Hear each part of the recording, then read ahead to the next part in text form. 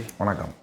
இப்போலாம் பிறந்த உடனே பிறந்த குழந்தைக்கு ஜாதகன்றத பார்க்க ஆரம்பிச்சுறாங்க. ஜாதக புக் எழுதி இப்போ எப்படி எல்லாம் வருவாங்க அப்படின்னு சொல்லிட்டு பார்க்க ஆரம்பிச்சுறாங்க. இந்த மாதிரி பார்க்கலாமா? இல்ல எத்தனை வருஷம் கழிச்சு இது ஜாதகம்ன்றது எழுதலாம்? ஜாதகங்கிறது ஒரே வருஷத்தில் பிறந்த அடுத்த செகண்டில் எழுதணும்னு எந்த சாஸ்திரத்தையும் சொல்லலை. ஜாதகங்கிறது எழுதணும் அப்படின்னா குழந்த பொன் குழந்தையாக இருக்கட்டும், புள்ள குழந்தையாக இருக்கட்டும், ஜாதகங்கிறது நீங்கள் எழுதுனா அவள் அப்பா அம்மா பற்றி சொல்ல முடியும். அந்த குழந்தைக்கு என்ன சொல்ல முடியும்? பிறந்த குழந்தைக்கு எழுதுனா என்னத்தை பார்க்க முடியும்? இது நல்லா வளரணும், அது இல்லைன்னா சாப்பிடுமான்னு கேட்பீங்களா? இல்லை நல்லா தூங்குமான்னு கேட்பீங்களா? நான் நைட்டு குழந்த பிறந்ததுன்னா பகலில் பிரச்சனையாக இருக்குது, பகலில் குழந்த பிறந்தா நைட்டில் பிரச்சனையாக இருக்குது, நைட்டு என் குழந்தை அழாமல் இருக்கணும், அதுக்காக நான் ஜாதகம் எழுதுன்னு கேட்பீங்களா? எது காரணமே கிடையாது. எதுக்கு இந்த குழந்தைக்கு ஜாதகம் தான் எழுதணும்? பேர் வைக்கிறதுக்கு அந்த திதி நட்சத்திரம் யோகங்கள் கர்ணங்கள் எழுதலாம், தப்பு கிடையாது. அதை ஞாபகார்த்தமாக வச்சுக்கிறது. இந்த திதியில் இந்த நேரத்தில் இந்த டைமில் இந்த யோகத்தில் இந்த குழந்தை பிறந்திருக்கு, இந்த நட்சத்திரம் அப்படின்னு சொல்லி கேட்டுக்கலாம். ஜாதகங்கிறது ஒரு பொண்ணானப்பட்டவளுக்கு மிஞ்சி போனால் ஒரு 13-14 வயசில், அதுவே ஒரு 16 வயசில் எழுதணும். ஏன்னா அந்த பொண்ணானப்பட்டவள் ருத்து ஆகிறது குழந்தைக்கு சமமாக இருக்கும். அந்த சமமாக இருக்கக்கூடாதுங்கிறத ஜாதகத்தில் எழுதிட்டா அதில் பார்த்துடலாம் அந்த குழந்தை எப்போ ருத்து ஆகும், என்ன ஏது, இந்த லைஃப் எப்படி இருக்கும் அந்த குழந்தைக்கு. ஏன்னா அந்த பொண்ணு குழந்தைய சமப்பட்டு வளர்த்து கிழத்து ருத்துவாகி இந்த குழந்தைக்கு பெரியவளாகி அதுக்கப்புறம் அதுக்கு வேண்டிய சம்ஸ்காரம்லாம் பண்ணி இந்த குழந்தைய காலேஜ் அனுப்பிச்சு படிக்க வச்சு எல்லா வேலையும் பண்ணி நேரங்கள் நல்லா இருக்குமா, நல்லபடியாக நம்ம பொண்ணு நம்ம சொல்கிறபடி கல்யாணம் பண்ணிக்குமா, இல்லை வெளியிலேருந்து லவ் பண்ணிட்டு வந்துடுமா அப்படிங்கிறதுக்காக பயம்லாம் இருக்குல்ல. அந்த ஒரு பயத்துக்காக வேணால் ஒரு 14 வயசில் அந்த குழந்தைக்கு எழுதலாம். பசங்களுக்கெல்லாம் ஒரு 18 வயசில் எழுதுனா போதும். பசங்களுக்கு எதுக்காக பார்ப்பீங்க?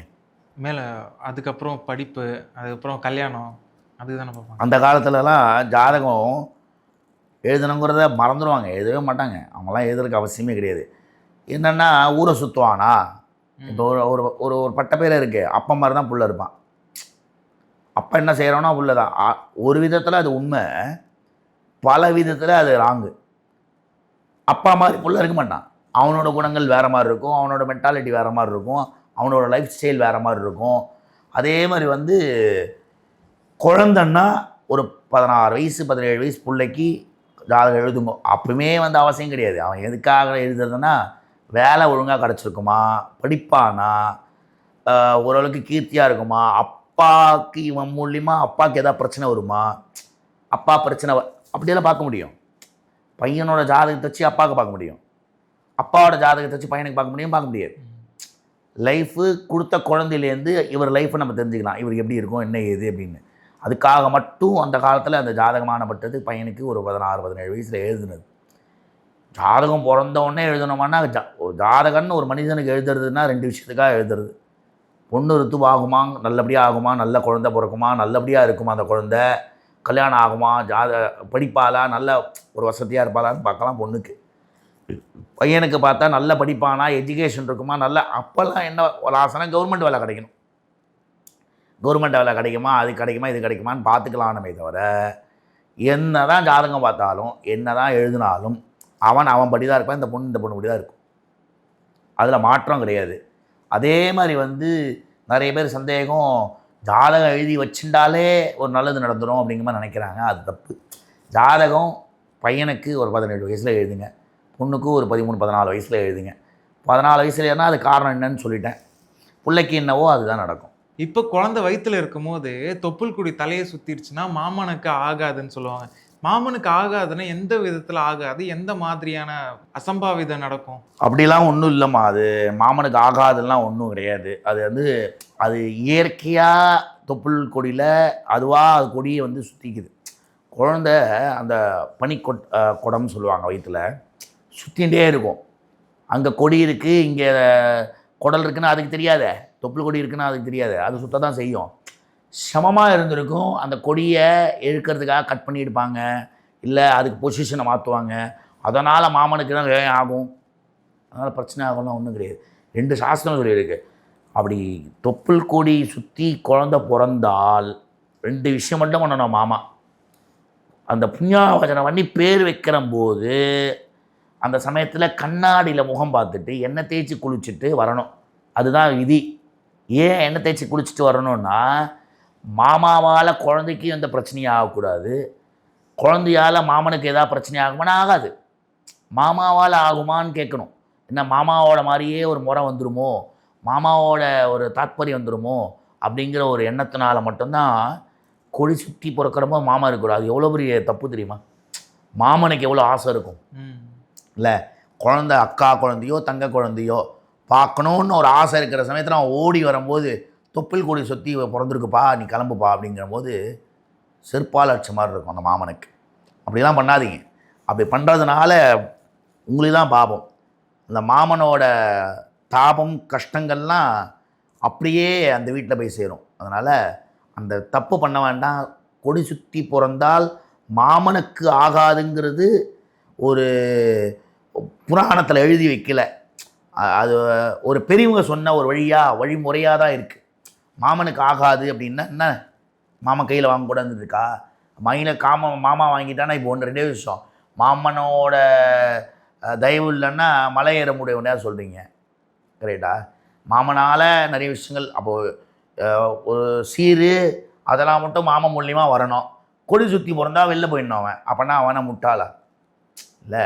இதே தான் அழகர் நான் சொன்னேனே ஒரு பதிவில் நம்ம சொல்லியிருக்கோம். அண்ணா இல்லாமல் கல்யாணம் ஆகிடுத்து, அழகர் ஆற்றுல இறங்கிட்டார், அவர் அழகராக வராருன்னு ஒரு பதிவில் சொல்லியிருப்பேன். அப்போது இதே பிரச்சனை பார்வதிக்கு நடந்தது. என்னென்னா கொடி சுற்றி குழந்த பிறக்கலை. என்னென்னா குழந்த பிறந்துடுத்து, அவெல்லாம் கந்தர்வ விவாகம் தானே, அதனால் கந்தர்வமாக குழந்த பிறந்துடுத்து. முதல்ல முருகர் பிறக்கிறார், பிள்ளையார் பிறக்கிறாருங்கிறதோட முதல் பிள்ளை மகாகணபதி. மகாகணபதி பிறந்த உடனே நம்ம முகமாக இருக்கார், அவர் அழகாக இருக்காருன்னு நினச்சிட்டு இருக்கார். மாமா பெருமாள் சொல்கிறார், நல்லா ஒரு அழகான குழந்தையாக பெற்று கொடுத்துருக்கேம்மா, மாமாவாக எனக்கு சந்தோஷமாக இருக்குங்கிறார். அந்த சமயத்தில் தான் ஒரு வதத்தில் அவர் தலையை அறுத்துடுறார். அடுத்து கஜமுகனாக வந்துடுறார்.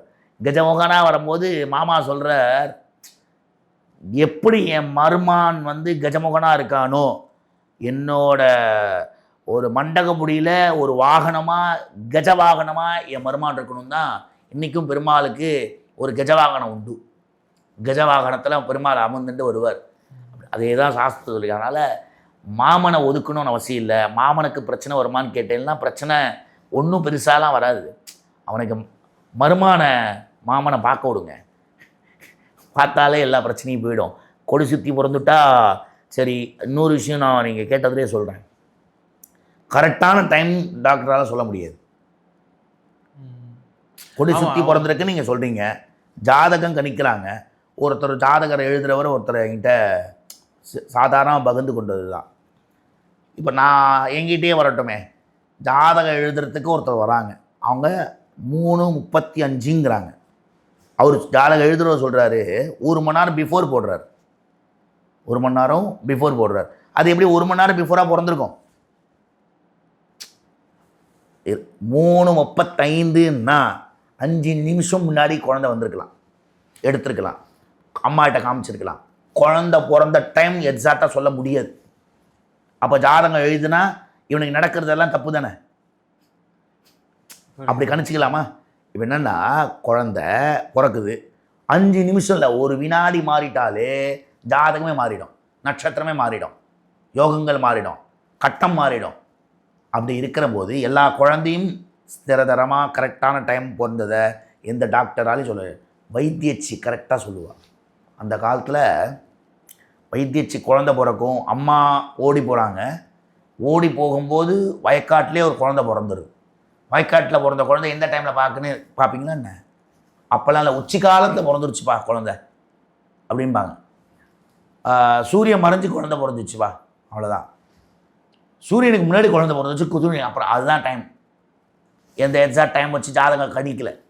இந்த சூரியன் உச்சிக்காலம், சூரியன் வர்ற கணக்கு, உதிச்ச கணக்கு, இந்த சூரியன் மறைஞ்ச கணக்கு மட்டும் வச்சு தான் ஜாதகம் எழுதுனாங்க.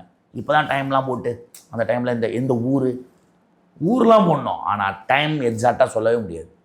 அதனால் டைமே எக்ஸாக்டாக சொல்ல முடியாதுங்கிற போது மாமனுக்கு கூடி போகிறது சொன்னால் என்ன ப்ராப்ளம் வரப்போகுது? ஒன்றும் கிடையாது. இப்போ கூட ரீசெண்டாக எல்லோரும் நம்ம வீட்டில் இருக்கிறவங்களே மாமன்னு ஒரு படம் வந்திருக்கு இல்லையா? இந்த படத்தில் கூட மாமன் வந்து கொடி சுற்றி பிறந்துருச்சு, நீங்கள் சொன்ன கேள்வி தான் அதில் வந்திருக்கும்னு நினைக்கிறேன். மேபி நான் தான் பார்க்கல.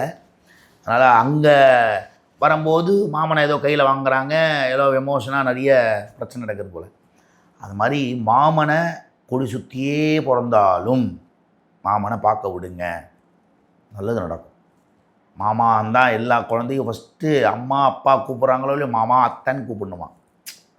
அவங்க வந்துட்டா ஒரு பெரிய சப்போர்ட் இருக்குமா. அதனால் இது கொடி சுற்றி பிறந்தா மாமனை பார்க்க விடாமலாம் பண்ண வேண்டாம், பார்க்க விடுங்க. இன்னொரு விஷயம் என்னென்னா, பிறந்த குழந்தையோட தொப்புள் கொடி எடுத்து தாயத்தை கட்டுவாங்க. எதனால் கட்டுவாங்க அது? அந்த தாயத்தானப்பட்டது என்ன, தொப்புள் கொடி. இப்போ நீங்கள் கேட்ட கேள்விக்கு அதுக்கும் சம்மந்தம் இருக்குல்ல. கொடி சுற்றி பிறந்த அந்த கொடியிலேருந்து எடுக்கக்கூடிய குழந்தை வெளில வரும்போதே அவரோட தொப்புள் கொடியும் அம்மாவோட தொப்புள் கொடியும் சேர்ந்து இருக்கும்.